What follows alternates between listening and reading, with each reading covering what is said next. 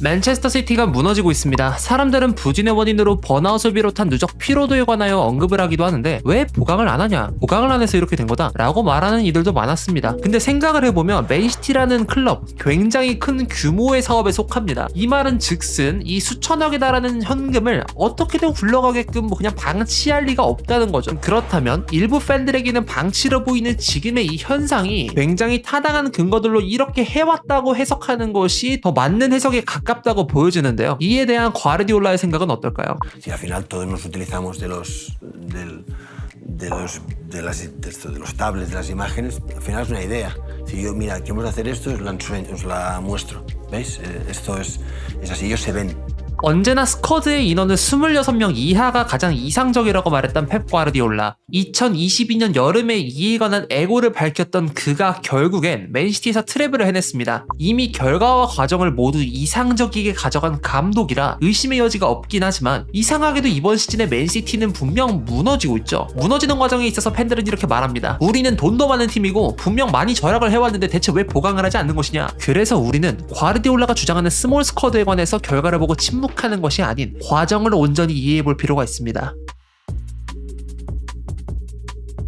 과르디올라는 총 4가지 이유를 강조했습니다. 효율성과 집중력, 팀 단결, 포지션 증가, 유소년 육성. 여기서 첫 번째 근거로 제시된 효율성과 집중력은 간단하게 과외를 생각하시면 됩니다. 상당수의 인원을 동시에 가르치는 일반적인 수업보다 학생 개개인에게 더 최적화된 맞춤형 수업의 효율이 더 높다는 것은 당연한 원리죠. 여기서 펩은 선생이고 선수는 학생입니다. 펩이라는 선생님은 기본적으로 세부적인 동작에 관해서도 코칭하는 것을 매우 좋아하는 분이시죠. 예를 들면 중앙 미드필더에게 너 이 발로 터치하고 너 이 방향으로 돌아. 아니면 뭐 수비수에게 너 태클할 때 공과 가까이 있는 발로 태클하지 마. 너 그러면은 수비하는 입장에서 밸런스 무너진다? 뭐 이런 거 등등. 자신의 지도 철학을 더 잘 녹여낼 수 있는 환경. 이걸 스몰 스쿼드라는 차별점으로부터 얻게 되는 것이죠. 두 번째 근거로는 팀 단결이 있습니다. 펩은 소규모 그룹이 더 나은 동료회를 조성하고 출전 시간 부족으로 인한 선수들의 불만 위험을 줄인다고 믿는다고 해요. 대체적으로 선수의 불만은 자신의 실력에 비해 출전 시간이 박할 때 자주 발생하고 나는데 다른 일반적인 스쿼드보다 인원수가 더 적은 펩의 스쿼드이다 보니 개개인에게 평균적으로 할당되는 출전 시간은 늘어나고 이렇게 되면 자연스레 불만은 줄어들게 됩니다. 칸셀로 같은 문제가 있는 게 아니라면 스몰 스쿼드는 팀 내에서 더 강한 일체감을 조성할 수 있고 선수들에게 안정감을 안겨다 줄 수 있습니다. 세 번째 근거로는 포지션 증가가 있습니다. 과르디올라 감독은 여러 포지션에서 활약할 수 있는 다재다능한 선수를 선호하는 경향이 있죠. 그 이유는 과르디올라의 축구 철학은 크루이프즘을 기반으로 하며 선수들의 위치를 수시로 바꾸는 데 중점을 뒀기 때문인데 이런 철학을 지닌 감독 펩 아래에서 살아남으려면 자연스레 다양한 포지션, 멀티 포지션 향상에 대한 시험이 계속됩니다. 프로 선수로서 소화할 수 있는 포지션이 늘어난다는 것은 스위칭 시스템에 최적화되는 형태이기에 스몰 스쿼드는 선수의 축구 실력이 대폭 상승하는 계기가 되기도 하겠네요. 네 번째로는 유소년 육성이 있습니다. 과르디올라 감독의 스쿼드는 기본적으로 인원이 적다 보니 단순한 1군 훈련 내지는 1군 경기 명단을 구성할 때 일반적인 인원수의 스쿼드보다 유소년이 비집고 들어갈 틈이 넉넉히 생기는 편입니다. 실제로도 펩이 구단 뉴스를 적극적으로 기용했던 이력들은 흔하게 볼 수 있죠. 뭐 리오넬 메시, 뭐 세리오 부스케츠, 맨시티에선 필 포든, 지금은 뭐 리코 루이스로 활용을 잘하고 있고요. 뭐 등등등. 그 외에도 어느 시절에나 펩의 스쿼드에는 유소년 선수들이 많이 껴있는 걸 볼 수가 있었죠. 뭐 바이에른 뮤니크 시절에는 조금 덜하긴 했지만 정리하자면 스몰 스쿼드는 여러 방면에서 통제 및 케어가 쉬운데 자신의 철학에도 잘 맞고 구단의 미래까지도 챙겨볼 수 있어서 현대 축구 기조에 아주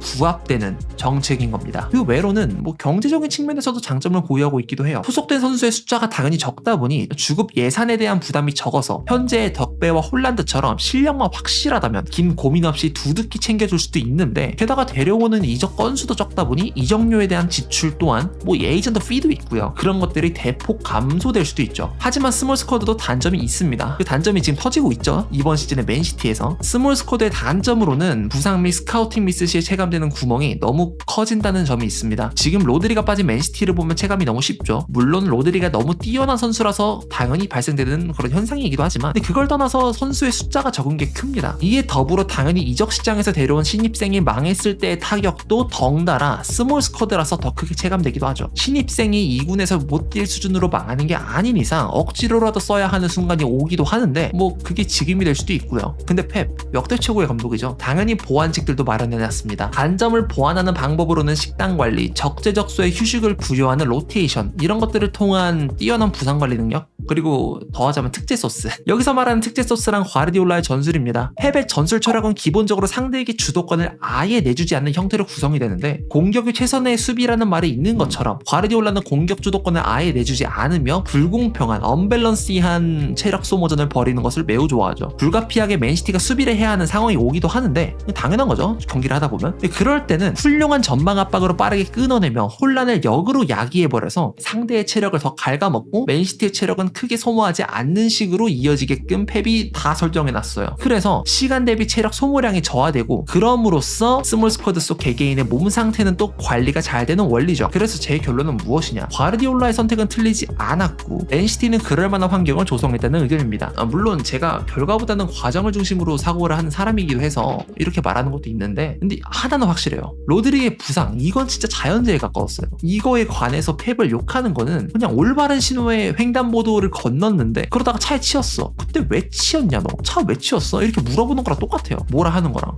과르디올라는 로테이션을 정말 잘 돌려주는 감독 중 하나입니다. 지난 시즌부터 맨시티 경기들을 보다 보면 아니 이 정도의 팀을 상대하는데 고작 이런 선발 라인업을 들고 온다고 싶을 때가 꽤 많았어요. 근데 이게 다 이 스몰 스쿼드가 띄고 있는 고질적인 약점, 이 단점들을 보완하기 위해서라는 겁니다. 실제로도 로테이션은 정말 훌륭하게 잘 돌아갔죠. 그것도 무려 5년씩이나.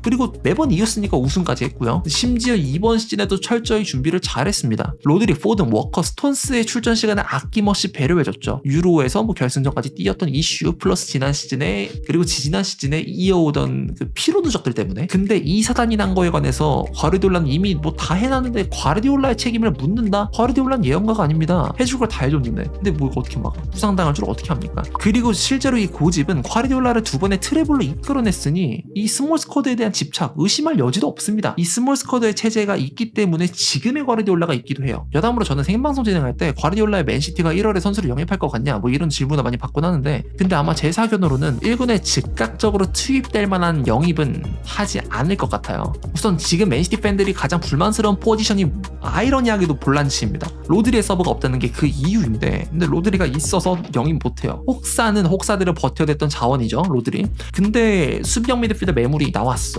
실력도 좋아. 나 맨시티에 가고 싶어. 근데 그 선수 입장에서 내가 이 팀에서 얼마나 출전할 수 있을까? 이 고민이 들 수밖에 없어요. 왜냐면 맨시티에 로드리가 있기 때문에. 실력은 발롱도르 위너급이죠. 부상은 이번에 좀 사고 나긴 했지만 원래 안 당했고, 흑사를 아무리 갈게 돼도 잘 버티던 애인데 내가 거기 낄 팀이 있을까? 로테이션으로 들어간다고 하더라도 다른 팀의 로테이션보다 훨씬 더 적은 수준의 출전 시간을 부여받지 않을까? 이런 고민들. 게다가 볼란치 자원이 너무 희귀한 지금, 여름도 아니고 1월에 로테이션 멤버를 띄워줄 것을 부탁하며 데려온다는 건 CT 입장에선 개인 합의도 살짝 불리하게 들어가게 되고요, 구단 간의 합의도 살짝 불리하게 들어가게 됩니다. CT가 노릴 정도의 선수라는 건 그만큼 실력이 좋다는 뜻인데, 근데 그 정도 급이면 보통 일반적인 팀들 주전 다 먹고 있거든요. 근데 그 선수를 시즌 도중에 빼오는 거는 당연히 부가적인 이적료가 발생할 수밖에 없죠. 어쨌든 가성비 따지는 맨시티 입장에서 가성비 면에서 손해를 봐야만 하는 구조가 발생되는 게 이번 1월이에요. 매년 1월이기도 하고요. 근데 이 고민을 해결하자고 단순하게 값싼 선수를 사오자니 이 선수가 CT 수준에 미칠 수 있을까? 못 미칠 확률이 높지 않을까? 그렇게 되면 나중에 큰 메리트도 없는 잉여 자원이 돼버릴 게 뻔하고, 그렇다고 해서 실력 좋은 선수를 사오자고 하니 1월에 뻥튀기 될 게 뻔해. 그래서 저는 1월에 이적을 예상을 안 하고 있긴 해요. 그리고 하나의 근거가 또 있는 게, 과르디올라의 맨시티가 애초에 다음 연도 6월에 리빌딩을 계획했다고 합니다. 뭐 그런 기사까지 나왔는데, 그래서 저는 1월에 이적이 없을 거라고 봐요.